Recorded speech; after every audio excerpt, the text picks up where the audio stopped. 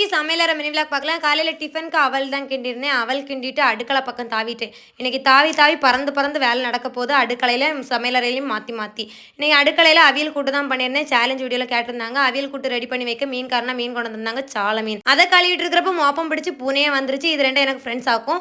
மீன் கழுவுறப்ப தனியாக இருக்கனே துணைக்கு வந்துடுவோம். துணைக்கு வரனால அவங்களுக்கு தலையை பிச்சு பிச்சு போட்டுருவேன். அப்படியே மீனை பங்கு வச்சுட்டு காய்கறி வெந்துருச்சு. வெந்த காய்கறிக்கு மேலே அரைச்சி அரப்பை தட்டி அவியல் கூட்ட சூப்பராக ரெடி பண்ணி வச்சுட்டு கையோட அதே அடுப்பில் ரசத்தையும் பண்ணிடலான்னு ரசத்துக்கு தேவையான தக்காளி எல்லாம் வதக்கி எடுத்து வதக்கல் ப்ராசஸை முடிச்சு புளி தண்ணி விட்டு பொடி விட்டு எல்லாத்தையும் பண்ணி ரசத்தை ரெடி பண்ணிட்டேன்.